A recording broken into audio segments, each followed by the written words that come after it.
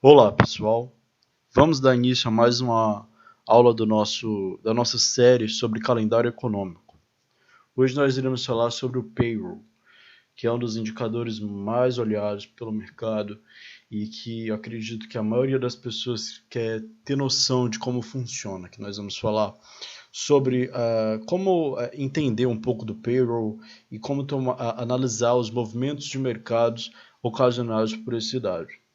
Antes de continuar, gostaria de pedir para quem não foi inscrito no canal que se inscreva, dê o like no vídeo, comente o que você pensa sobre o vídeo, né? E vai lá no canal do Telegram, lá tem uma seção para tirar dúvidas sobre a aula e o material da aula vai estar lá, tá? Então vamos começar aqui a falar do payroll. Que é importante falar sobre o payroll, primeiro é a definição. O payroll ele representa, né, o número de vagas criadas ou fechadas, né, o saldo do número de vagas criadas ou fechadas no mercado de trabalho não agrícola nos Estados Unidos, certo? E por que o payroll ele é tão importante? Porque ele permite ter uma visão ampla da economia. Haja visto que é o seguinte, se você está contratando, significa que está havendo demanda na economia, né? As pessoas estão precisando, estão comprando e as empresas estão precisando produzir. Certo? Então, como o relatório do payroll, ele mostra exatamente quais os setores que estão contratando mais, ou então que estão demitindo.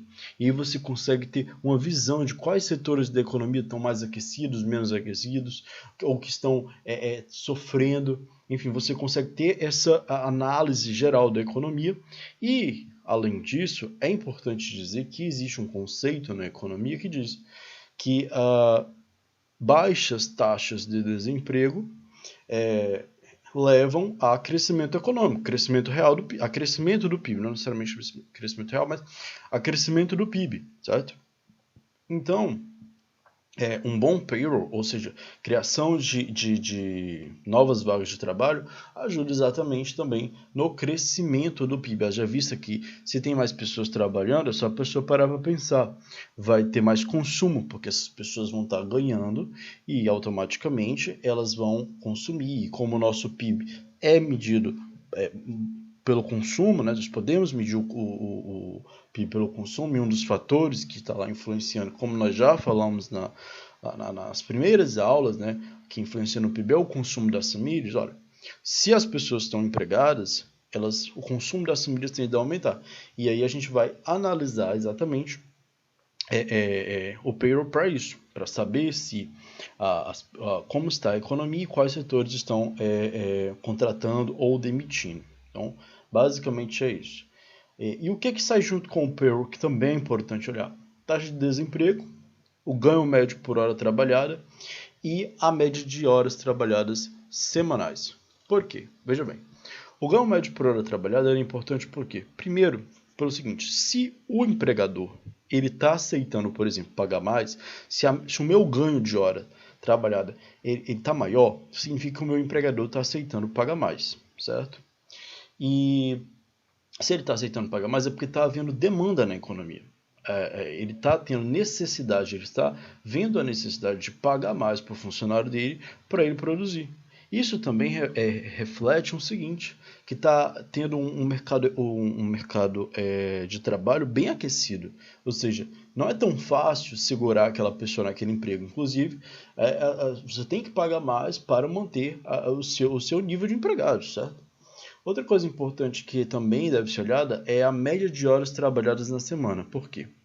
Porque geralmente, quando um empregador ele pede para o seu empregado trabalhar mais, é sinal de que ele precisa ele está tendo uma demanda maior, certo?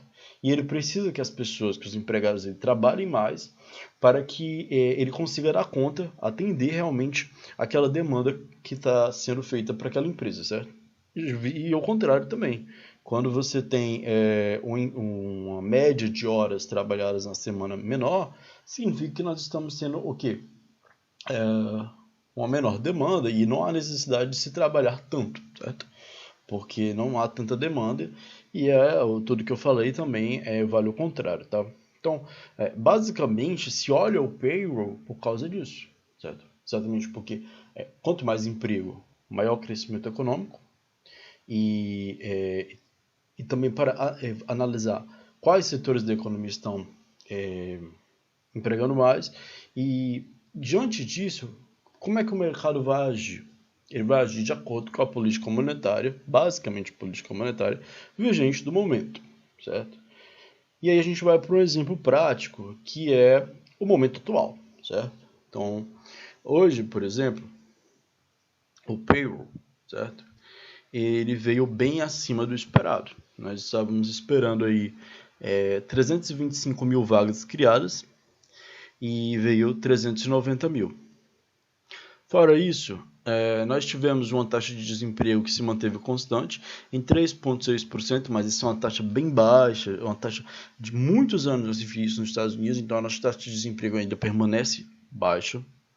E a média de horas trabalhadas ela veio em linha, né, com o esperado, e o salário médio por hora, ano a ano, ou seja, comparando com maio do ano passado, o salário subiu 5,2%, isso é bom, né, porque as pessoas também estão ganhando mais. E o ganho médio por hora trabalhada, ele subiu 0,3%, certo? Diante desses dados, que são dados positivos, o que o mercado avalia? Ele avalia o seguinte, que não está tendo ainda uma contração econômica, né, tão forte, mesmo com a atuação do Fed subindo os juros, porque a gente sabe que a subida de juros ela leva à contração econômica, né, à toa que isso é chamado de política monetária contracionista, exatamente para tentar frear a inflação. Só que a alta de juros que o Fed está fazendo não está trazendo, no momento ainda não trouxe uma recessão, ou seja, não trouxe ainda um cenário terrível, né? Ainda estamos criando 390 mil empregos, as pessoas estão tendo um ganho maior de hora trabalhada, o salário subiu comparado com o ano anterior, a taxa de desemprego está bem baixa, então o que o mercado avalia com isso? Que o Fed pode subir mais juros para controlar a inflação. Isso por quê? Porque os dirigentes do Fed já vêm dizendo que vão esperar, né, dados convincentes de que a inflação está sob controle para dar uma pausa no aperto monetário. Ou seja, e uma das preocupações que o Fed tem é de não subir os juros de uma forma tão abrupta. Por quê? Para que não se jogue os Estados Unidos numa recessão. Se nós temos dados positivos como esses, nós verificamos que dá para subir mais o juro, porque já subimos os juros e ainda não impactamos tão negativamente a economia. Então, desse modo, o mercado pensa que pode vir mais alta de juros, o Fed não vai ficar com tanto medo, né, tão receoso de subir juros. Então, como é que os ativos eles se comportaram diante disso? Bom, a gente vai, como eu opero mais moedas, eu vou começar aqui falando de dólar e no mundo, né? Ou seja, DXY, né? Dólar Index.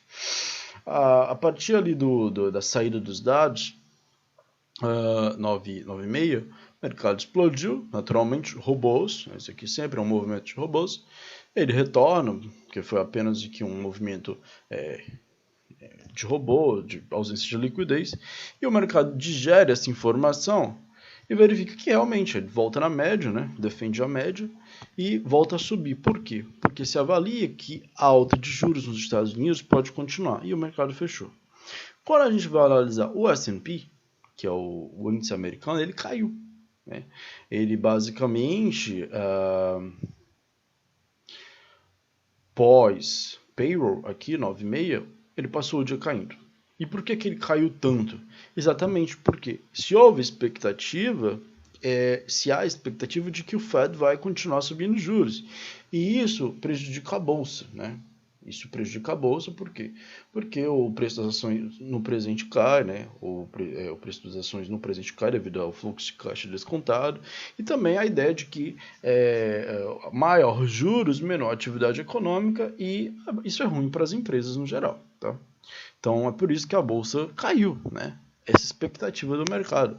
E quando a gente vai olhar ali juros americanos, né, principalmente os juros aí de 10 anos, os juros de 10 anos subiram aqui, como a gente pode avaliar, eles 9,5 ali, um pouco depois, 9,5 quando saiu o payroll, que a gente pode ver que eles subiram, depois estabilizaram, mas subiram exatamente nessa expectativa de que o Fed pode continuar subindo os juros. A gente pega também uma curva de 2 anos, uma curva mais próxima, subiu, a curva de 1 ano também, todas aí dando uma leve alta, mostrando exatamente essa expectativa de que o Fed pode subir mais juros, exatamente por quê?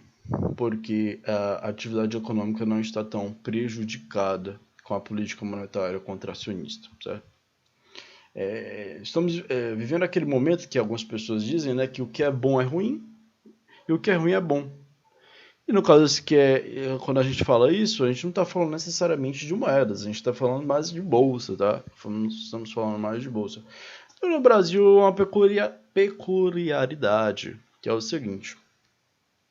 Nós estamos aqui, isso aqui não é o dólar futuros, que é o SDBL, é o à vista, mas vamos pegar aqui, pegar o futuro mesmo. Uma peculiaridade, que é o seguinte, o dólar no Brasil caiu. E caiu por quê? Primeiro que o Brasil teve crescimento econômico.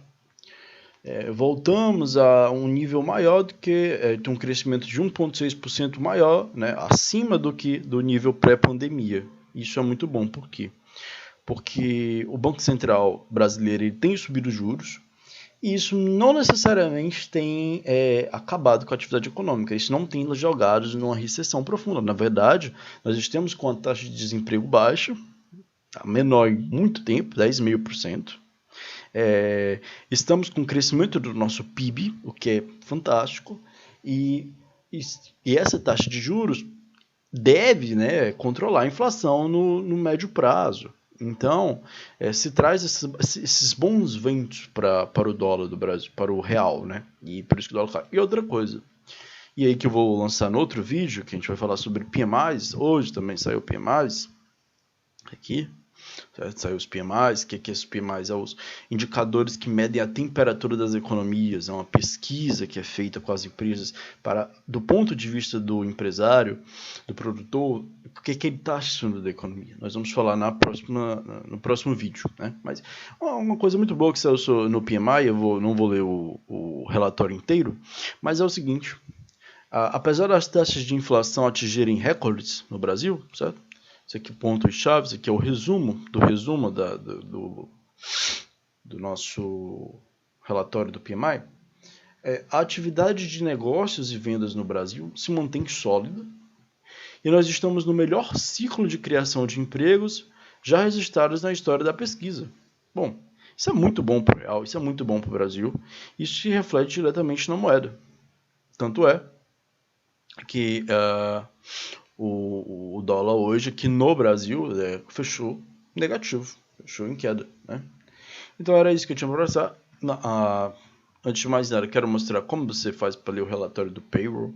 Você pode pegar aqui no BLS, certo? Você vem BLS,